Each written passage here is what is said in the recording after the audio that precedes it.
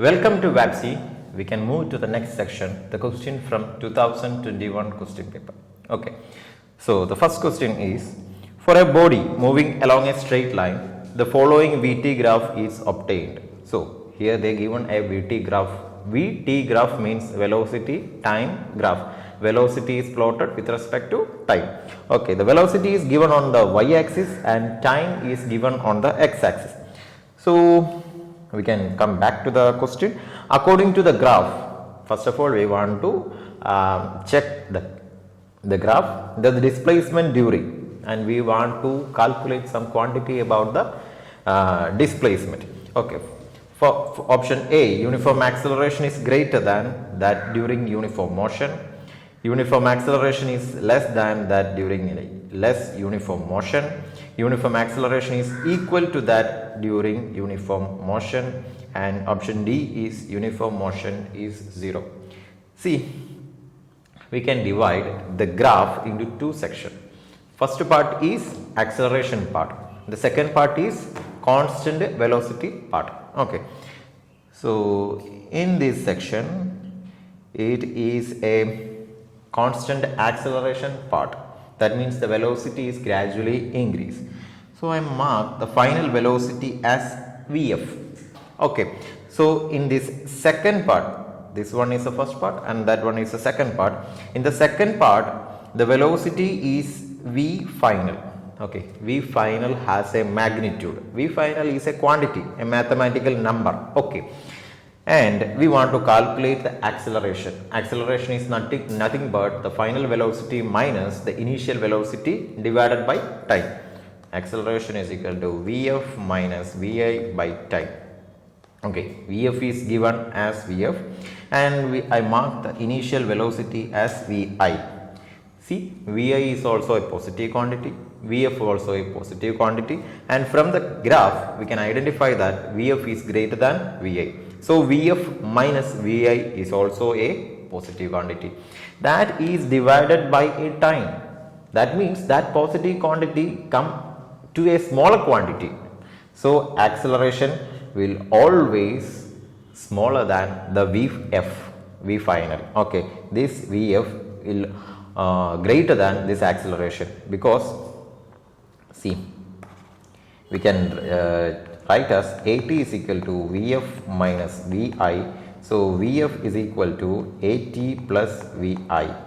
See, Vf will always greater than A, because t is time, is always positive quantity, and Vi is also a positive quantity. So which option is correct?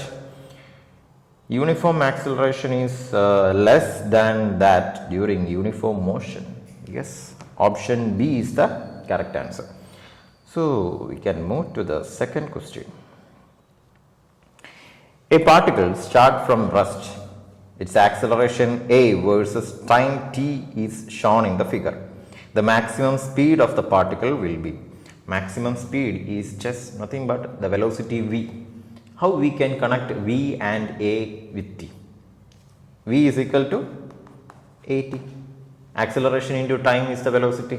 Okay, because it starts from the rest. That means V initial is 0. Okay, so velocity is equal to At. At is nothing but the area under the graph. Here the area of this graph is just look like a triangle. So the area of the triangle is half into length into breadth. Okay, so area is equal to half into the length is 10 and the breadth is 8. 80 by 2 is 40. Is there any option like that? Yes, option B, 40 meter per second. So option B is the correct answer. So we can move to the third one. The third one is very conceptual. Okay, the trajectory of a projectile motion is semicircle, no way, an ellipse, no. Option C and D, check the option C and D, a parabola and a parabola in the absence of air resistance. So which options is to be true? The option D is correct answer. We can say that every projectile motion is a parabola, but if the air resistance is high, there is a little bit of chance to deviate from the actual path. Okay, so that's why they said as a parabola in the absence of air resistance. So option D is the correct answer. Okay, this one is some little bit interesting. Okay, a particle start from the origin at t is equal to 0 second. Okay, when the time is 0, the particle is at rest with a velocity of 10. No, the velocity is given, so the initial velocity is not 0, it is 10 j meter per second. What is mean by 10 j? The j means the unit vector on the y axis. So we need to draw a x y graph. This is x axis, this is y axis, and the unit vector along x is I cap and the unit vector along y is j cap. So the velocity of 10 j meter per second, 10 j means the velocity has only in the direction of y axis. So the velocity is given as 0 I cap plus 10 j cap. So Vy equal to 10 unit. Okay, that is moving in the xy plane with a constant acceleration of 8I plus 2j. Okay, the acceleration has two components, a xi plus a yj, which is equal to ax equal to what? 8I plus ay equal to what? 2j. So ax equal to 8 and ay equal to 2. So they are asked to find at an instant when the x coordinate of the particle is 60 meter, y coordinate of the particle is. So that means x and y coordinate means the position, okay, just position or the displacement at that particular time. So we need to find that particular time. To find that particular time, actually they given the velocity and acceleration. See, Vy is 10 and Ay is 2. So can we connect this Vy and Ay? Yes. S is equal to ut plus half at square. Okay, using that equation of motion, we can actually connect Vy and Ay. So yes, Vx is equal to 0 and Vy is equal to 10 and Ax is equal to 8 and Ay is equal to 2, and they have given x coordinate is 16 meter. So x is equal to 16. We need to find y. Okay, so using the equation x is equal to ut plus half at square. Okay, and the initial velocity is given as 0, x is given as 16 equal to 0 plus half into a is 8 into t square. Okay, 16 equal to 4t square. So t square equal to 4. So t is equal to 2 seconds. T is equal to 2 seconds. So we calculated the time for the graph. So t is equal to 2 seconds. Then we want to calculate using the same equation y is equal to ut plus half ut square. What is u in here? That means initial velocity is 10. 10 into 2 plus half into what is acceleration in here? 2. What is t in here? 2 square. 10 into 2 is 20 plus half into 2 into 2 square. 2 square is 4. 4 into 2 is 8. 8 by 2 is 4. Yes, 20 plus 4 is 24. So option D is the correct answer, 24 meter. Okay. So the main point in this question is we need to we need to identify which quantity is given.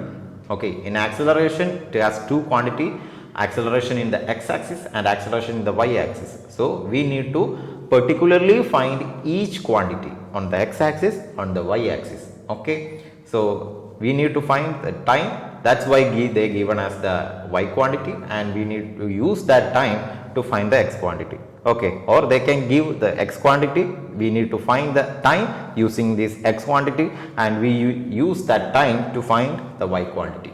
Okay, then we can move to the fifth question.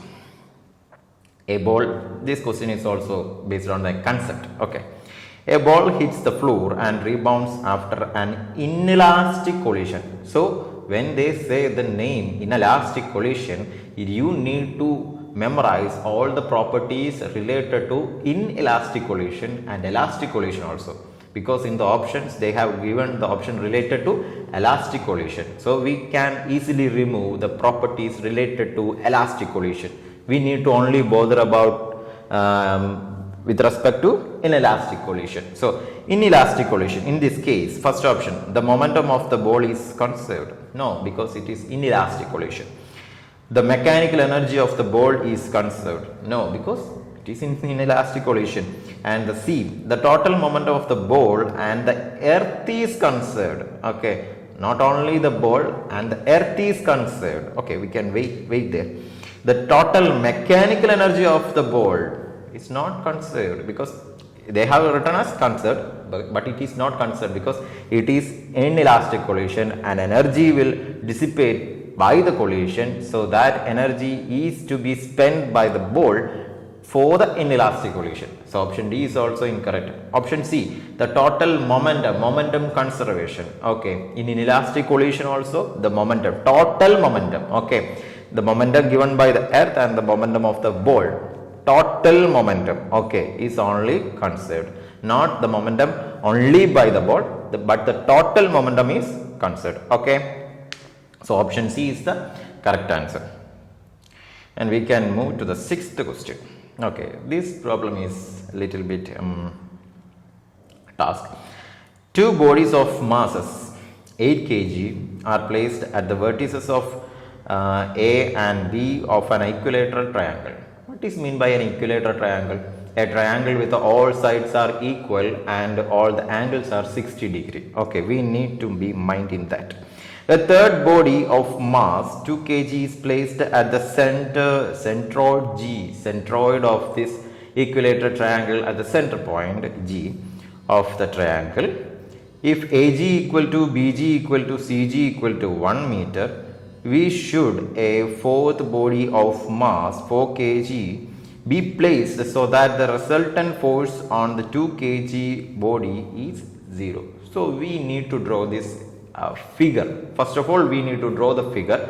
They have not given the figure. We need to draw the figure correctly, then only we can do that problem. And we need to understand the vector addition formula. Okay.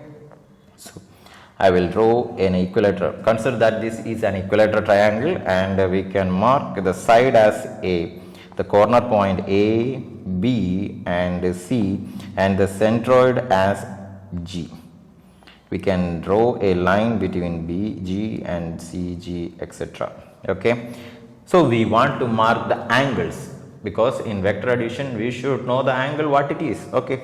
So, this angle is 30 degree and this angle is 30 degree and this angle is 30 degree, this angle is 30 and this angle also 30. And we can do a line which is perpendicular to this line. So, this makes 90 degrees. So, this angle will be 60 and this angle will be 60. Then we want to mark the weight on each corner. 8 kg, both are 8 kg placed at A and B. So, 8 kg in here, 8 kg in here. Okay. And the centroid G is nothing but 2 kg. At G it is 2 kg. Okay. Then AG equal to BG equal to CG equal to 1 meter. They have given the length as 1 meter for the easy calculation. Okay. This is 1 and this is 1.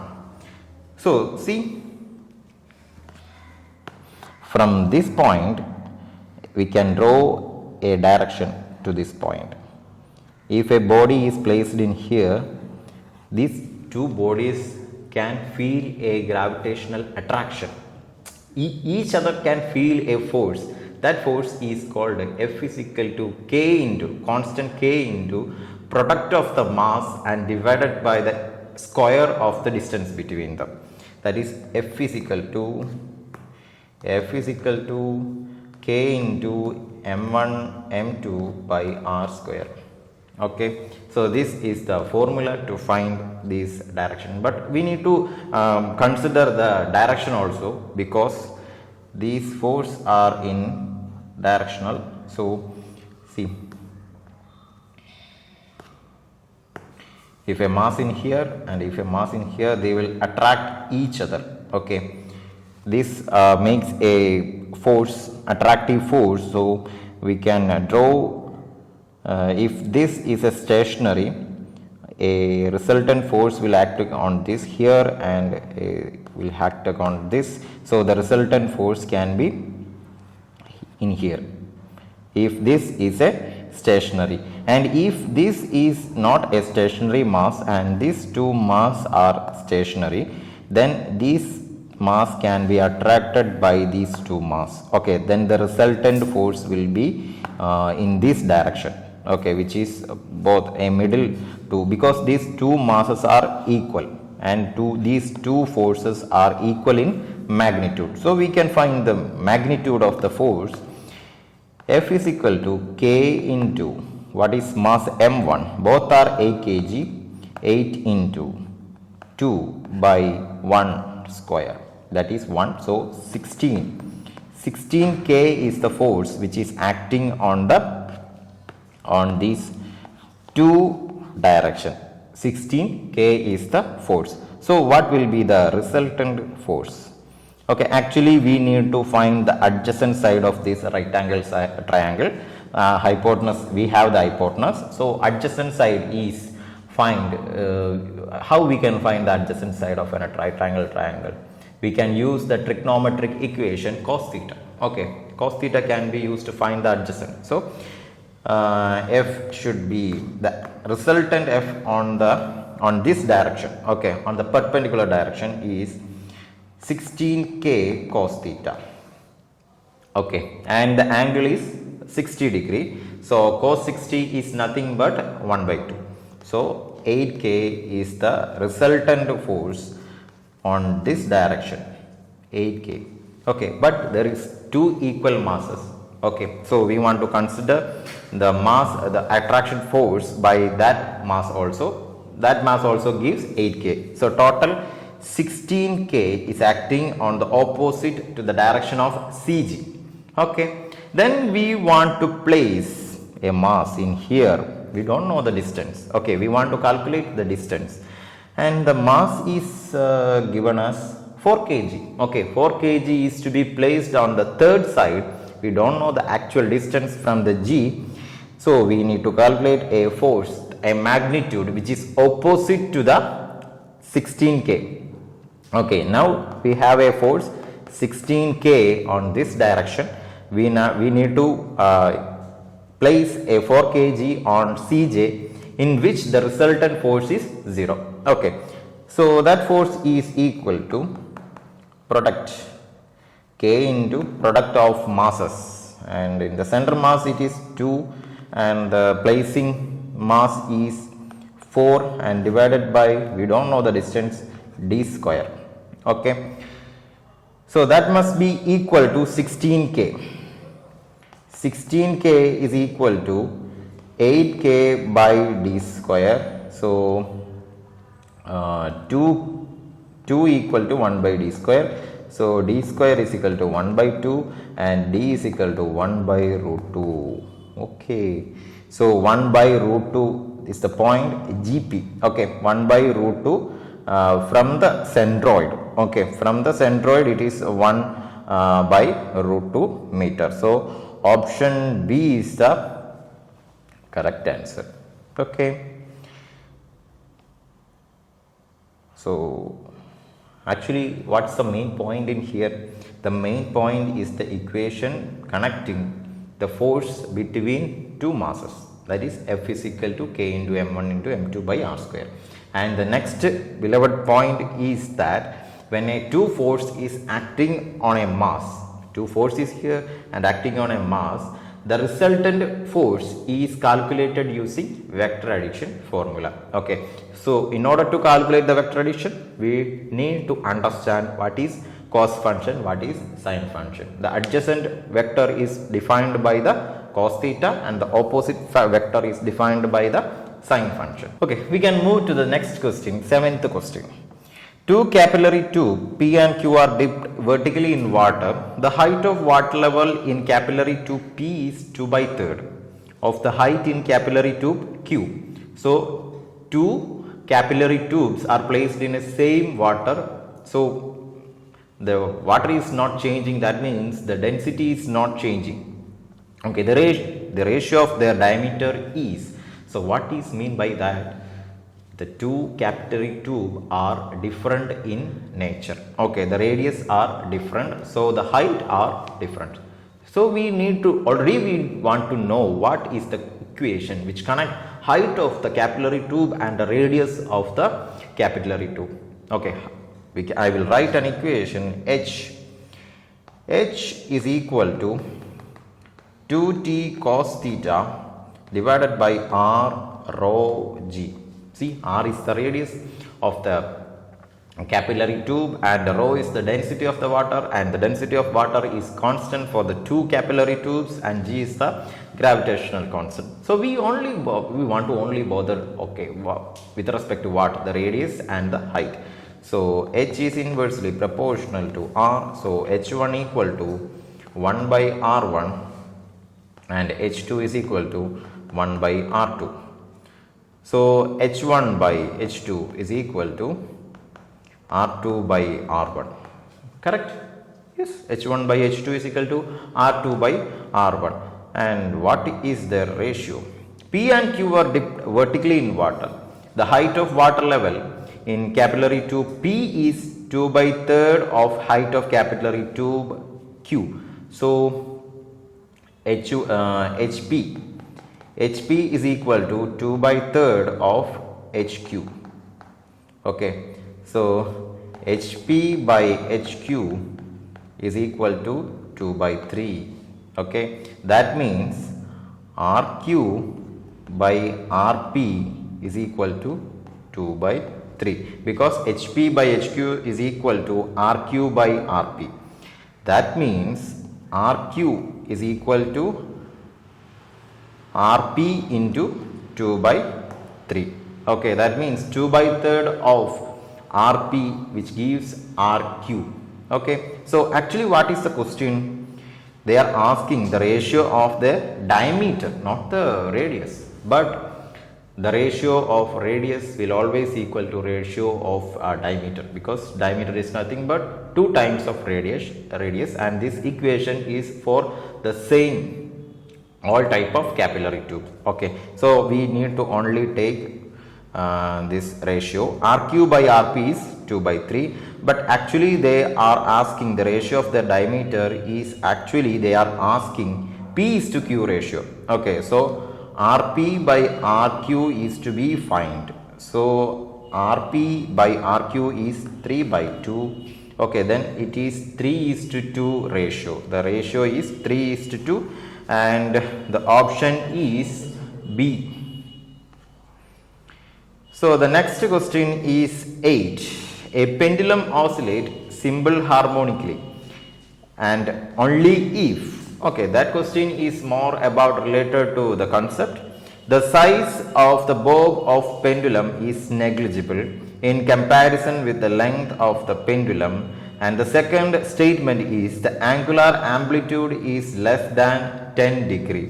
Okay, so which are correct statements? The first statement is pendulum is negligible, the size of the bob is negligible comparing with the length of the pendulum. Yes, it is correct, because if this is the peak position of the pendulum and this is the length of the cord, and then the size of the pendulum, that means the size of the bob should be negligible even we are considering the length of the pendulum. Okay, the length of the thread is very larger than the size of the pendulum. Okay, that means the size of the bob is not giving any kind of contribution to the length of the pendulum. Okay, only we take the length of the pendulum as the length of the cord. the length by the or the size by the bulb is not considered. So the first option, first statement is correct. Okay, and the second statement, the angular amplitude is less than 10 degree for what? The pendulum oscillates simple harmonically. Okay, if the degree is larger like this, if it is oscillate like this, if it is oscillate like this kind of oscillation are called damped oscillation. Okay, the amplitude will decay in very fast, but the pendulum oscillate in like this, it will oscillate for a long period of time. The damping constant is very less for this. The damping force is come to negligibly zero. Okay, that's why the pendulum is oscillate in for a long period if the angle is 10 degree. Okay, so the second statement is also correct. So which option is correct? Both 1 and 2 are correct. So option A is the correct answer. Okay, so we can move to the next question, the ninth question. Okay, we can move to the ninth question. To propagate both the longitudinal and the transverse waves, a material must have option A, bulk and shear moduli, option B, only bulk modulus, option C, only shear modulus, option D, Young's and bulk modulus. See, for longitudinal and transverse wave, the wave medium wants to be displaced. Okay, in longitudinal, the displacement is perpendicular to the direction of motion. If the motion is like this displacement is like this. Okay, if this is the direction of motion and this is the wave, which for the longitudinal wave. In transverse wave, if this is the displacement, the direction of displacement are like this. Okay, it is in parallel with the direction of motion. So a displacement of the medium is to be taken and the medium should come to the initial position. Okay, so that's why for the longitudinal kind of wave, the medium should have a bulk modulus. That means it should be changed for a time period and it should be come to the initial position. No change at all for the normal structure of the medium. So longitudinal wave need a bulk modulus and the transverse wave need a shear modulus. Okay, so option A is the correct answer. The material must have bulk and shear modulus because the wave want to make a displacement and after that the medium come to the initial position. Okay, so the medium need bulk and shear modulus. Okay, bye.